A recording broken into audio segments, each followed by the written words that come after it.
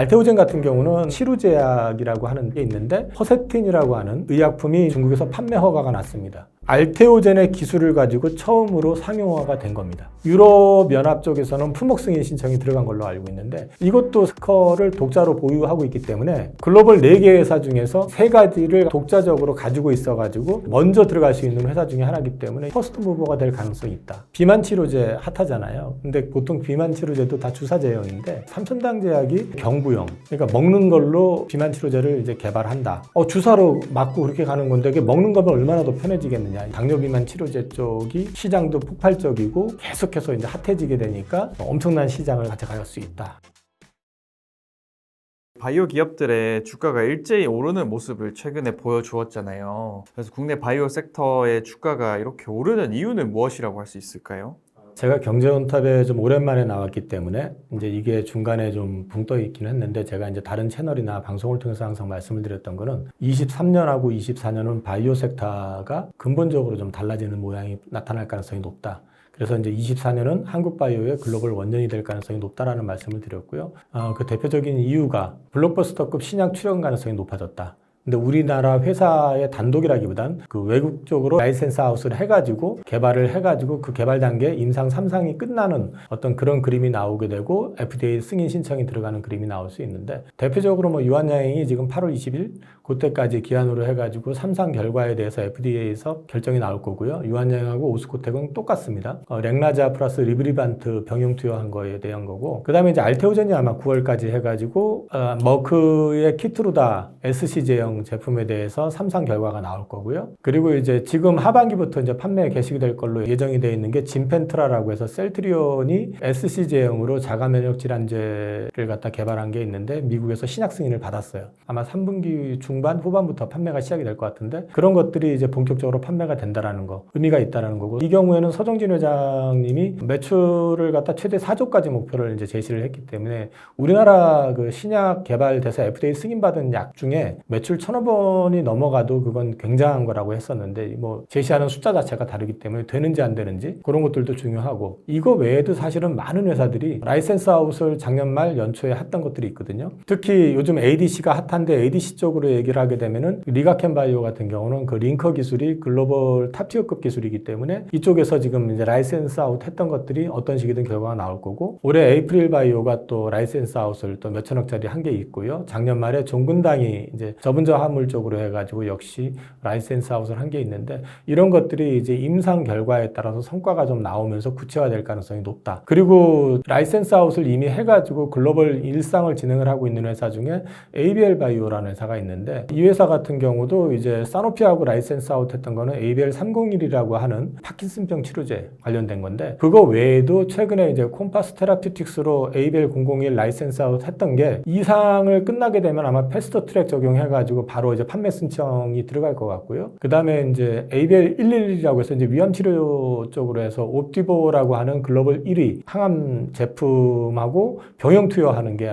이제 또 게시가 됐거든요. 이런 것들이 또 진행이 되고 있다는 얘기는 앞서 말씀드린 것처럼 그 유한양행이 그 지금 사실 저 얀센이거든요. 존슨앤존슨 쪽하고 같이 해서 렉나자를 갖다 글로벌 3상을 했듯이 이거 역시도 이제 효과가 있다라는 게 어느 정도 검증이 됐기 때문에 옵티보에서 자기네 약을 갖다가 이제 지원을 해가면서 진행을 하는 거기 때문에 이런 것들이 계속 나온다. 여기에 더해가지고 중국을 지금 미국 시장에서 배제하려고 생물보안법이라고 하는 거를 지금 진행을 하고 있거든요. 법제화 되진 않았어요. 이번에. 근데 생물보안법이 적용이 된다고 했었을 때는 CMO, CDMO 관련된 회사, 그러니까 위탁 생산 하는 회사 삼성바이오로직스나 바이넥스나 ST팜 이런 쪽에서도 수혜를 볼 수 있고 이런 것들이 이제 맞물려가지고 우리나라가 그동안에는 왜 바이오 하면은 항상 뭐 한 대더라 해가지고 수급으로 올렸다가 그냥 끝나는 그런 패턴이었다 그러면 이제는 글로벌 신약에 한 걸음 더 다가서고 또 다가선 정도가 아니라 결과물이 곧 가시화되는 그런 그림이 나올 수 있다라는 측면에서 이제 기대할 수가 있고요. 그 다음에 또 한 가지는 지금 금리 관련해 가지고 이제 9월 금리 인하 확률이 80% 이상이 돼 있고요. 그 다음에 지금 최근에 나오는 지표들 놓고 보면은 사실은 저 개인적으로는 7월에 인하를 해도 무난하다라고 생각을 하고 저는 7월 인하를 얘기를 했었거든요. 사실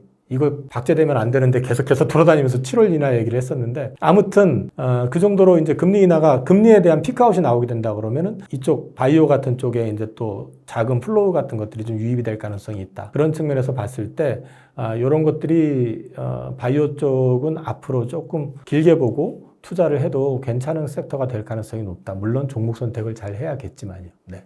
라이센스 아웃을 하면 좋은 게 있나요?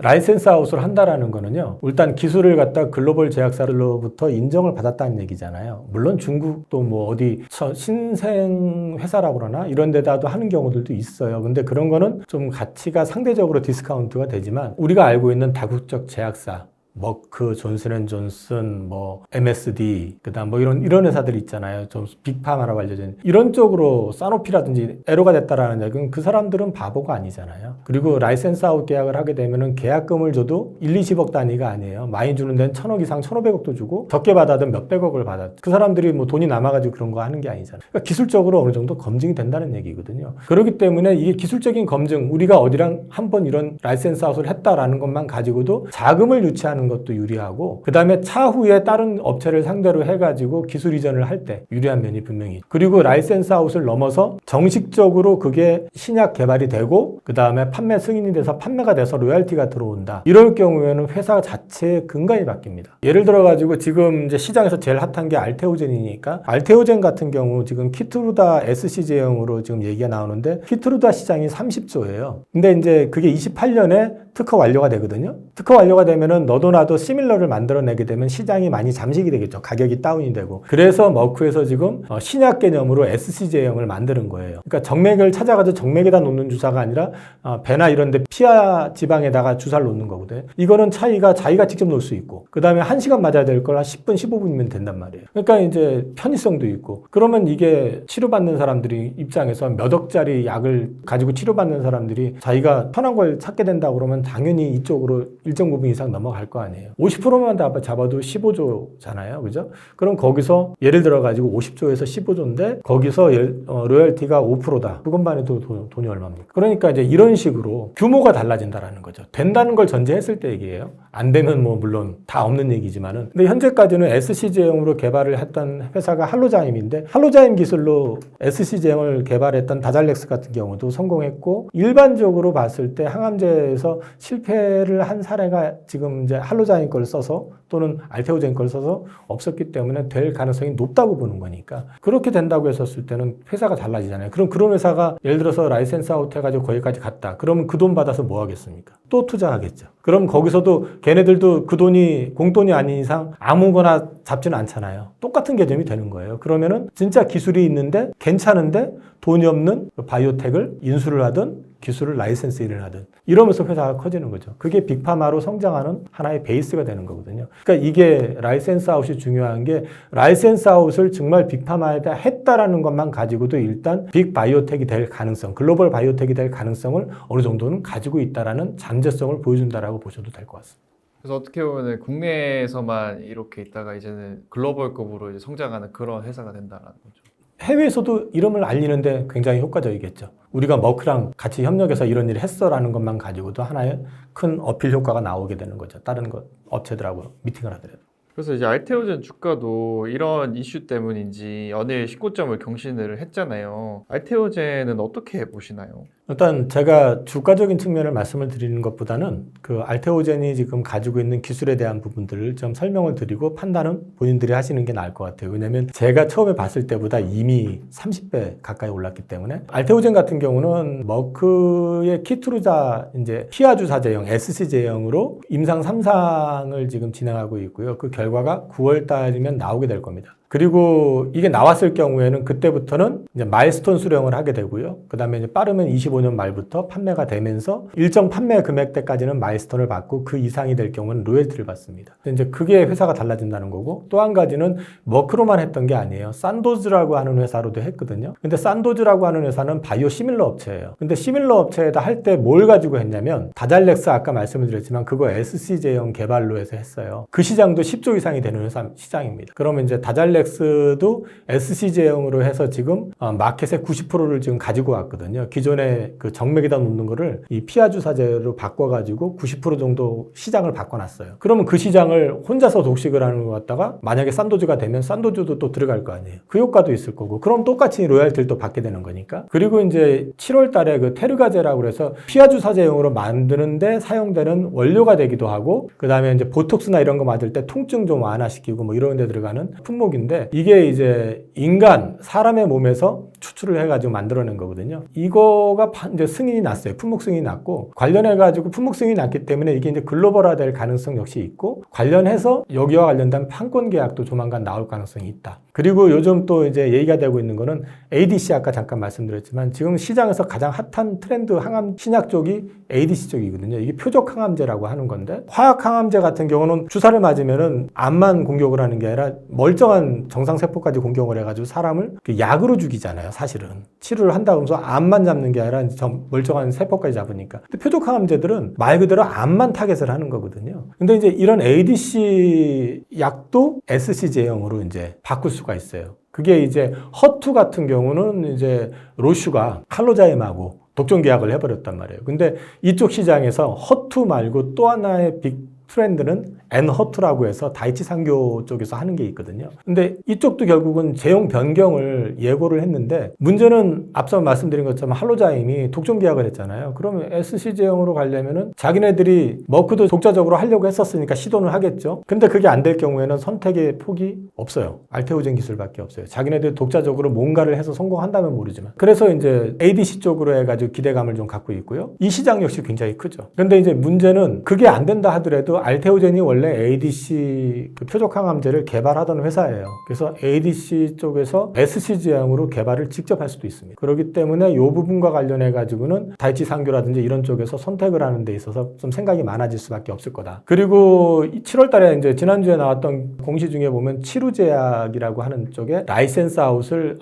예전에 10여 년 전에 한 게 있는데, 그게 이제 허세틴이라고 하는 바이오 의약품이 이제 특허 만료가 돼서 시밀러로 지금 일단 라이센스 아웃을 했는데, 그게 중국에서 판매 허가가 났습니다. 그런데 이게 의미가 있는 거는 그 마켓 사이즈보다는 제가 생각할 때는 알테오젠의 기술을 가지고 처음으로 상용화가 된 겁니다. 그건 되게 의미가 있는 거거든요. 이 규모가 얼마가 됐든 간에. 이 얘기는 뒤집어 놓고 얘기하면 지금 현재 이 회사가 자회사 알토스를 통해서 진행하고 있는 게 아일리아, 시밀러 진행하고 있고요. 임상 3상을 지금 진행을 하고 있고, 유럽 연합 쪽에서는 품목 승인 신청이 들어간 걸로 알고 있는데, 이것도 사실은 이제 제형 제법 PFS 특허를 독자로 보유하고 있기 때문에 글로벌 4개 회사 중에서 3가지를 갖다 독자적으로 가지고 있어가지고 특허 이슈를 갖다가 어느 정도 회피를 해가지고 먼저 들어갈 수 있는 회사 중에 하나이기 때문에 여기도 퍼스트 무버가 될 가능성이 있다. 그리고 이제 이거 말고 인성장 호르몬이라고 그래가지고 그 키 안 크는 애들 키 키우는 거, 이제 이게 보면 이런 쪽 아이들이 이제 제3세계에 많거든요. 그래서 시장이 그쪽에 많고 하다 보니까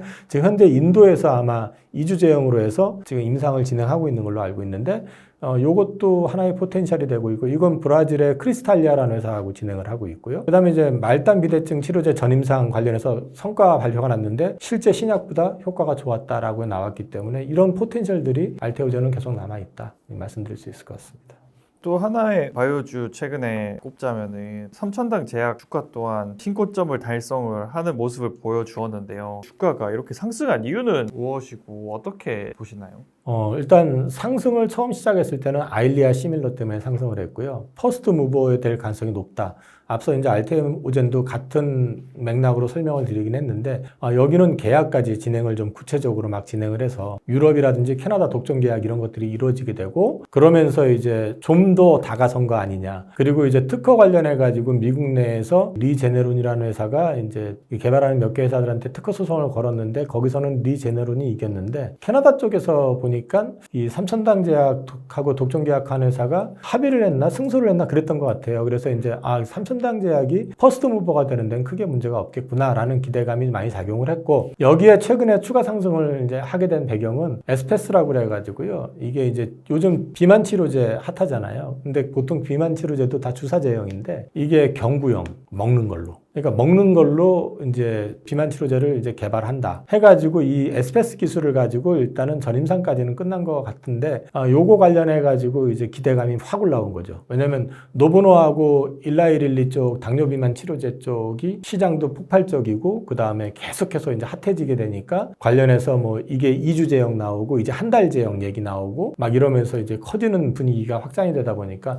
주사로 맞고 그렇게 가는 건데 그게 먹는 거면 얼마나 더 편해지겠느냐 이제 이렇게 기대를 하는 거죠. 그래서 이제 이쪽 관련해 가지고 현재 개발이 완료됐다기보다는 지금 현재 세마글루타이드를 개발 중이라고 합니다. 근데 이제 그쪽 관련해 가지고 최초로 개발을 한 거는 노보노디스크가 자체 기술로 개발을 했는데, 동사가 이거를 갖다가 이제 또 역시 마찬가지로 삼성당 자체 기술로 제형 특허화를 지금 시도하고 있고, 이게 될 경우에는 엄청난 시장을 갖다 또 가져갈 수 있다. 이런 기대감이 많이 작용을 하고 있습니다. 근데 이거 어떻게 될 것 같냐고 물어보시면 말씀드리기가 좀 어려워요, 사실은. 왜냐하면 지금까지 진행됐던 것들은 이제 미래에 대한 어떤 그림을 그려서 주가들이 상승을 한 거잖아요. 된다는 전제하에서 하는 건데, 경구형 같은 경우도 단계로, 임상 단계로 보면은 아직은 좀 이른 단계라는 거죠. 기대감이 많이 작용이 돼 있다라는 거고, 그 다음에 아일리아 같은 경우도 아직은 이게 상용화되는 데는 시간이 조금 더 필요하다. 제품 개발이 시간이 필요한 게 아니라 특허 때문에 아직은 조금 더 시간이 필요한 상황이기 때문에 퍼스트 무버로서의 가능성은 충분한데,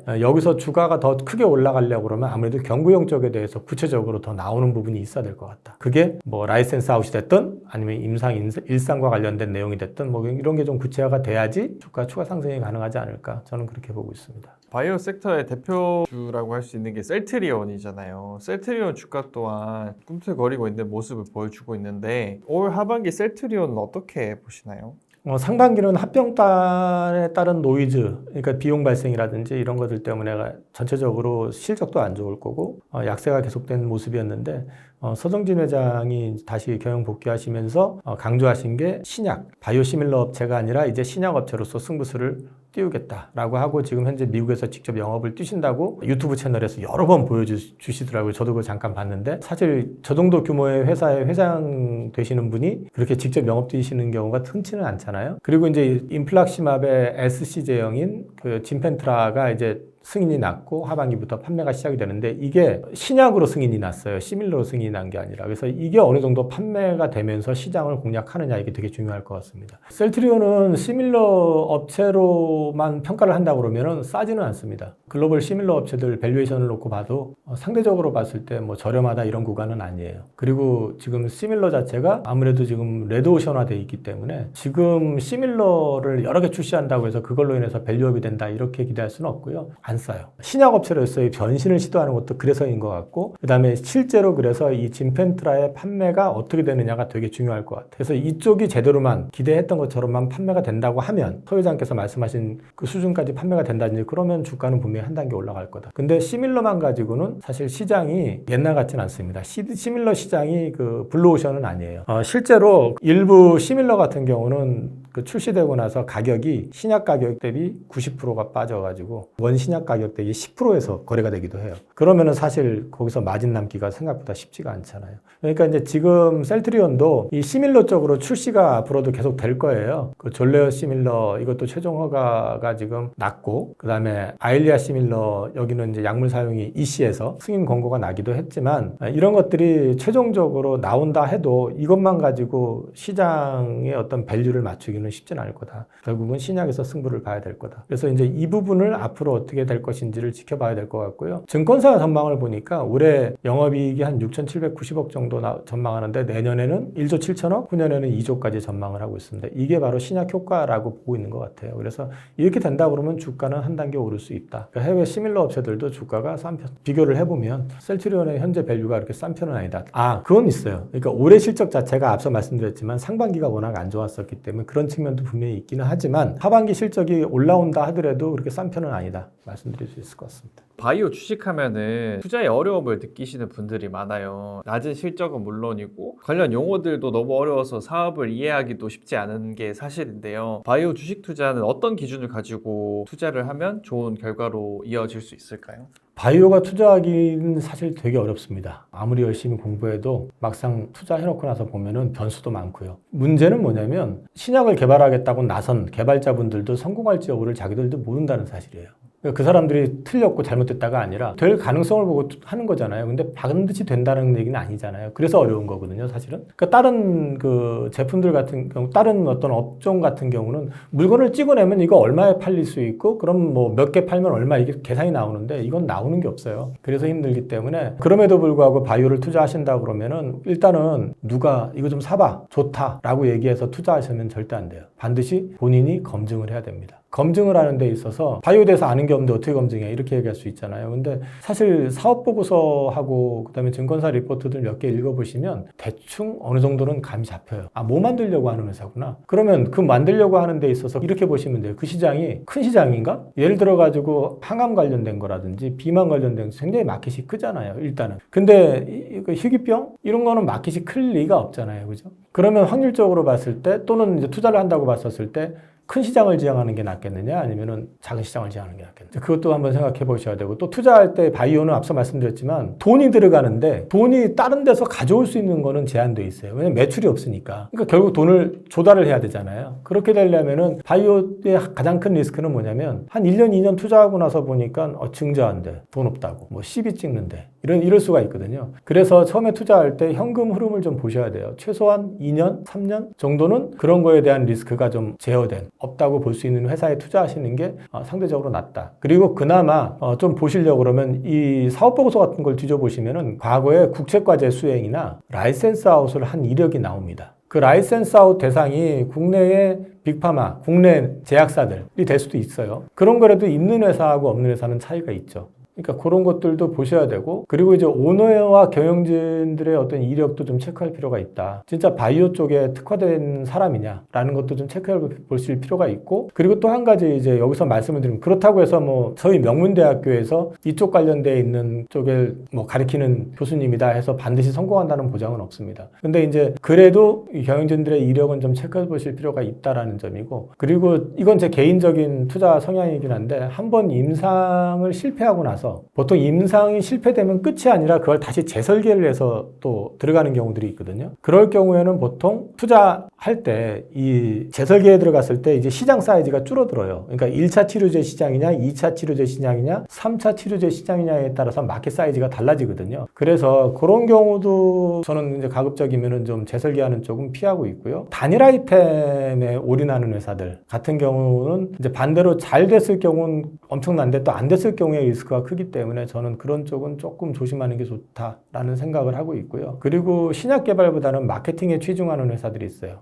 회사를 막 알리고 이거 되면은 우리가 몇 조가 될 것이고 이렇게 하는 회사들은 좀 조심할 필요가 있다. 개인적으로는 그렇게 생각을 하고 있고요. 그 외에 이제 최근 시장 트렌드하고 좀 맞출 필요도 있다. 그래서 제가 이제 비어게인이라는 얘기를 가끔 썼는데, 그게 이제 뇌질환, B는 이제 브레인 쪽과 관련돼서 뇌질환 쪽. 그게 보통 보면은 뭐 요즘 또 대선, 미국 대선 보면은 어르신들이 나오셨잖아요, 사실은. 그래서 이제 뭐 꼭 그래서 그렇다라기보다는 어쨌든 이제 인구 고령화가 되면 될수록 이런 부분들은 문제가 될 수 있기 때문에 뇌질환 관련된 거. 그 다음에 이제 올해는 우리나라 쪽에서는 별 큰 재미는 없는데요. AI 쪽 관련된 부분들, 그것도 체크해 보셔야 될 것 같고, 요거는 좀 시간이 좀 더 필요할 것 같다고 저는 생각을 하고요. 그 다음에 이제 ADC 표적항암제 아까 말씀드렸잖아요. 그리고 GLP-1 이거는 당뇨 비만 치료제, 그리고 이제 내쉬 비알코올성 지방간 치료제, 요즘 메쉬라고 하더라고요. 그 지방간 치료제라고 하는데, 그런 쪽 관련돼 있는 쪽은 시장도 크고 그 다음에 치료제가 부재하거나 약하거나 이제 시장이 열리는 그런 쪽이기 때문에 한번 관심을 가져보실 필요 있다. 근데 이제 제가 아까 AI 쪽은 올해는 크게 부각되지 않을 거라고 작년 말부터 말씀을 드렸던 거는 작년에 워낙에 급하게 많이 올랐었어요. 그렇기 때문에 시장 기대치보다 주가가 너무 과하게 올랐기 때문에 지금은 그 후유증을 좀 앓고 있는 과정이라고 보고 있기 때문에 공부하시는 차원에서 관심을 갖고 보시고, 저쪽은 좀 충분히 좀 눌리고 시간이 좀 지나면은 다시 한번 관심 가져도 괜찮을 것 같다. 그래서 이 최근의 트렌드하고 좀 맞춰서 보실 필요도 있다. 그렇게 말씀을 드릴 수 있을 것 같습니다.